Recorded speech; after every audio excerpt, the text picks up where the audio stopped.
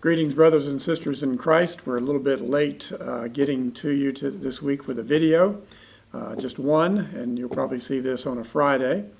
It's been busy because this is the week that we plan the next 6 months of ministry for the church. The staff gets together for an all-day, usually in-house retreat, and we go over the calendar week by week, almost day by day, as we plot out how we will reach people for Christ, to make Christ known, and to be a part of that is quite exciting. This last Tuesday when we met together, we were able to have Reverend Scott Hearn with us, our next senior pastor at Trinity on the Hill. So he enjoyed his all-day encounter with the ministry staff, and we had a great lunch with all the administrative assistants, and it was all very well done. In fact, the tables were set with lemons, and of course the theme was when somebody gives you a lemon, make a lemonade. Of course, that's a reference to the fact that planning ministry in this COVID environment is very difficult, and things are going to be very different, at least for the first couple of months. You're well aware that COVID, even in our area of the CSRA, has doubled, tripled, and sometimes quadrupled, depending on where you're located. Of course, a lot of those that have quadrupled were very low to start with, and now they're just now having 50 to 60 cases a day, which is quite considerable when you consider the counties that we have, our population of 150,000 to 100,000. So we're taking very seriously the fact that we are indeed in a second wave of COVID activity, and that a lot of the plans that we usually do for a big kickoff in August are going to have to be modified or delayed until September, or sometimes not even do them at all. And since this is so fluid, we'll just be going almost month by month, week by week, on what we can do. So if you've been around Trinity for very long, you know that in August we have great kickoffs for our Bible studies, our Sunday school classes, all that being under discipleship. We kick off a lot of mission emphasis with our new mission partners for the year. Our children and youth always have big kickoffs as well as they get back into school, and those ministries begin.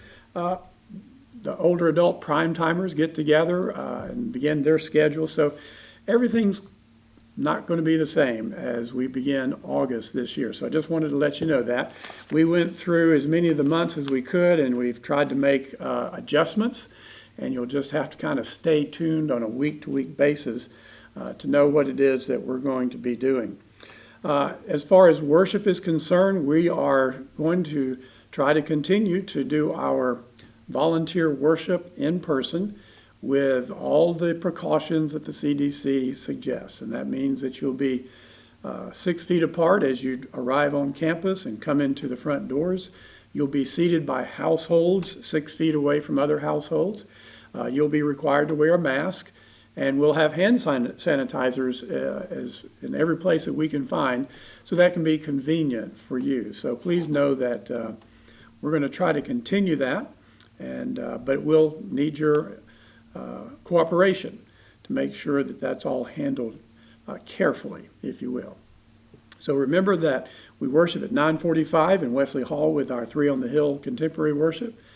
We worship at 11 o'clock in the sanctuary. We do have some overflow in the chapel and in Wesley Hall, but as of yet, we've not had to use that on any Sunday for the last 6 Sundays when we've been doing in-person worship. If the COVID virus makes you very nervous, then please make sure you take advantage of the excellent television program that we have on NBC, and also the live streaming that we have on Facebook and YouTube from the two worship services. We don't want to make anyone uncomfortable. But we'll try to continue to do worship in that very high quality. I will tell you that coming up in August, we will again be celebrating Camp Meeting in the City, and I expect it will also be very different because we're not quite able to do the rousing elbow-to-elbow singing that we are so used to doing. So I hope you'll anticipate that and view that through your live streaming or watch it later on YouTube, or check us in on NBC station. So that's where we were this week. That's why it's late getting back to you. Being prayer for us, especially our ministry leaders, as they struggle to reinvent what it means to know Christ and to make Christ known. And that is our task, no matter which methods we get to use. So God bless you, and I hope that if I don't see you on Sunday, you'll see us and you will worship with your family.